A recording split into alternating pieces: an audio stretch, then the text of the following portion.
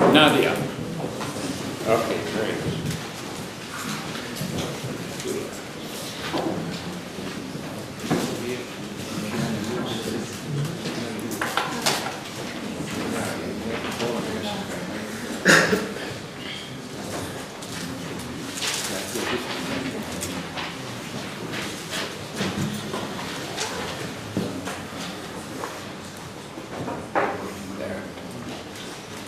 Hello, my name is Nadia Lesner and I'm from Denmark.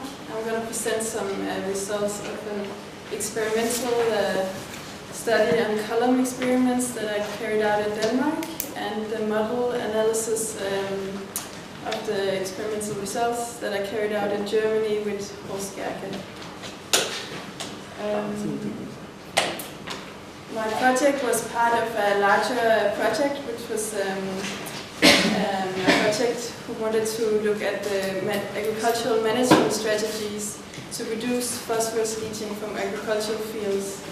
And in particular, we wanted to look at manure application techniques. And my project was then to compare surface application of animal manure with injection of animal manure, where the slurry of animal manure is placed within the soil surface, within the soil matrix. And that has been used by farmers in Denmark more increasingly to reduce greenhouse gas emissions, but we wanted to look at how it affected leaching of slurry compounds. So we compared these two techniques in different soil textures and with different irrigation regimes. So we took some large soil intake columns from the field and brought them into the lab and into this irrigation setup here, where we applied irrigation on the soil surface, and we could apply a suction at the lower boundary to ensure unsaturated conditions. And then we collected the effluent and analyzed for two tracers. We applied a tritium tracer to the irrigation water and a bromide tracer to the slurry to look for slurry transport, and then we also look for phosphorus transport, but that part is not presented here today. And after the experiment, we wanted to test some of the underlying mechanisms for leaching by a model approach. So we used the Hydrus 1D, and we wanted to see if these two slurry placement techniques had a different effect on exchange of solutes between pore regions. And we looked at three different soil textures. And then the first experiment was carried out during steady flow conditions. And then we wanted to test whether, by introducing some rain interruptions, if that could also affect these exchange of slurry solutes between pore regions. So the first challenge that we had was to identify the soil hydraulic parameters. We had these large intake soil columns which we had drained first to minus 100 centimeters, and during the experiment we had a suction of minus 5 centimeters at the bottom. So we only had these two water contents at these two pressure heads, and then we had retention data for each texture of some smaller columns, and we used these retention data. These are the crosses in the curve, and used the program RedSea to fit a retention function to these retention data, and then forcing them to go through these two values that we had for each large intact column. So these dotted curves here, and then we compared this parameter set with a parameter set obtained from the Rosetta program that was based on the information on the soil texture, and again force these values through these two values that we had for each large intact soil column.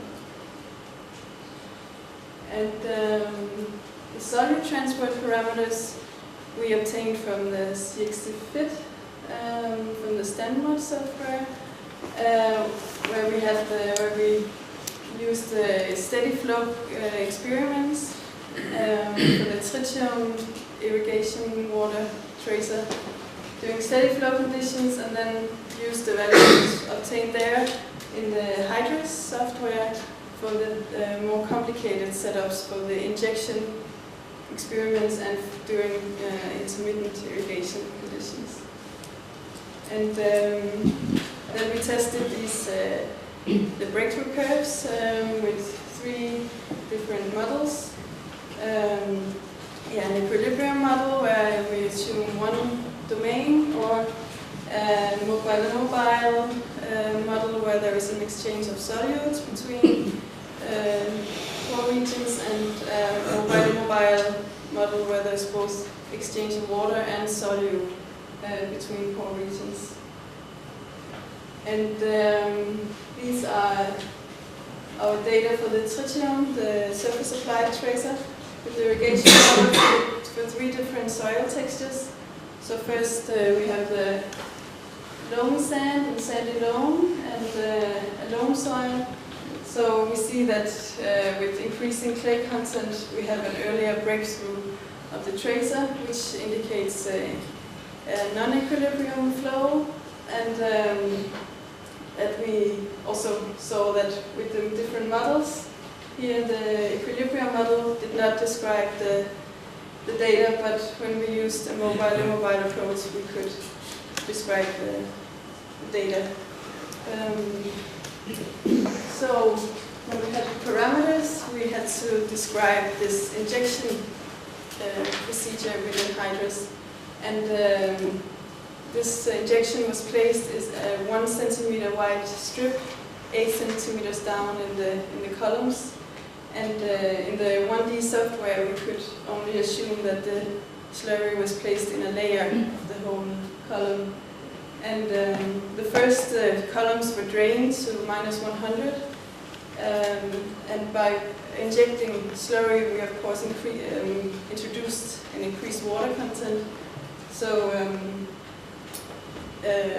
we had to have a band that was 5 centimeters in this loamy sand and sandy loam to ensure that the total porosity in the layer was not exceeded the water content. And then, of course, in the loam we had the higher water content at -100 centimeters, so we had to have a larger layer where the slurry was. And as boundary conditions, the lower boundary, we had the seepage phase because we had the suction the lower boundary. So here's an example of how the model predicted how this water and solutes were redistributed within the column over time. And up here you see the mobile water content. That first it was placed here. It's a loam, the loam columns, and then after half a day, it already was redistributed over the whole column. And the immobile water content redistributed slower, but when after 1 day after irrigation was started, then we had more or less equal distribution. And the concentration of the bromide inside the slurry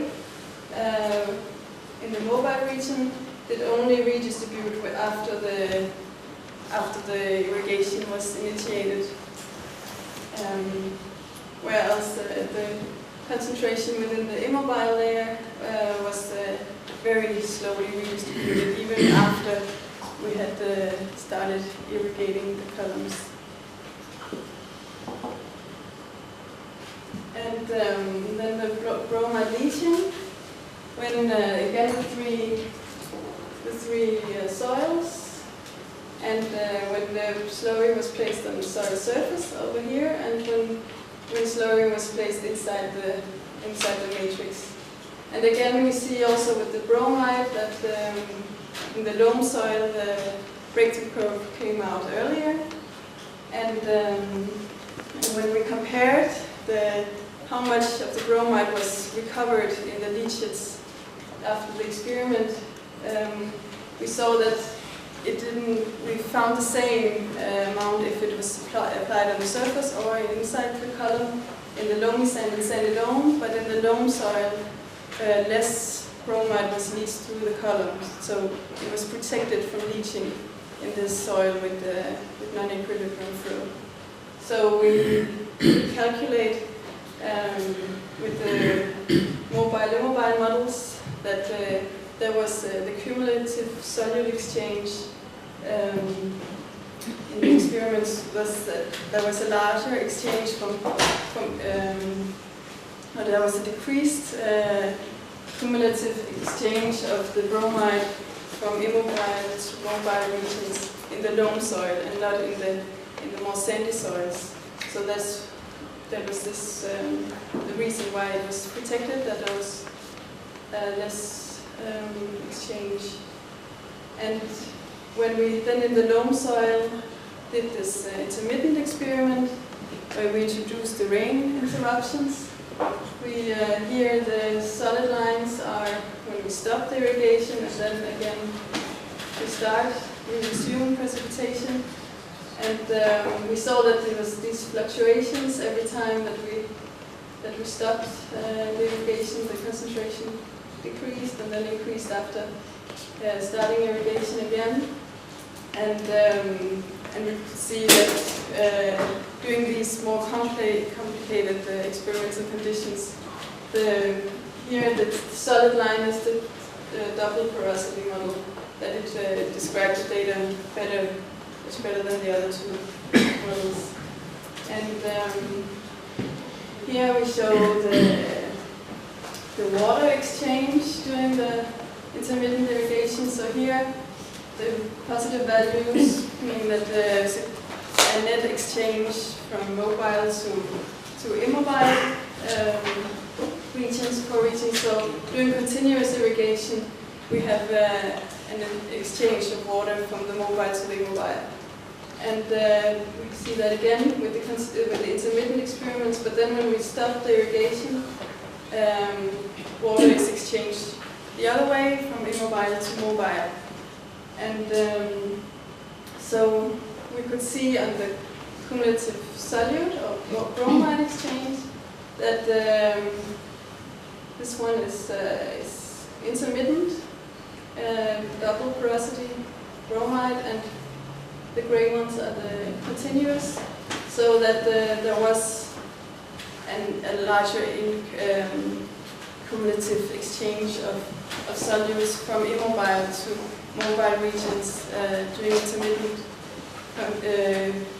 irrigation compared to continuous or steady flow. And that's also what we saw, that there was a larger mass recovery of the bromide when we introduced these rain interruptions. So we can conclude that the models that describe the data reasonably well, and that slurry injection decreased solid mass exchange in the loam soil, which then reacted, then the slurry injection can act as a protection of the solutes in the slurry from being leached out compared to when it's placed on the soil surface. But that is during steady flow conditions, which most column experiments are carried out. But then when we have these intermittent irrigation experiments, then there is, by introducing these rain interruptions, a higher exchange will be carried out from the immobile to the mobile, and then there will actually be more leaching than when we see during steady flow conditions. So, thank you for your attention.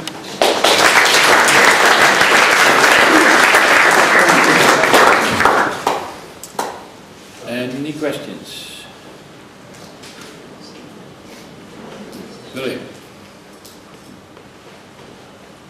Yeah. Well, if you find only 80% of your applied bromide, did you check where the other 20% are? Because you just told us that they have to be in the column. I'm not convinced. Did you measure it? We didn't measure it, no.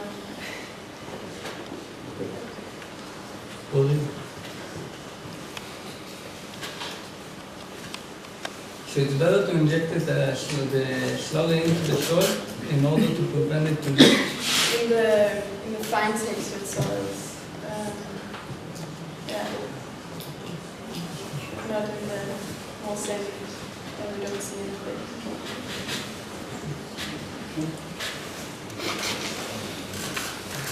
Okay, thank you. And we go to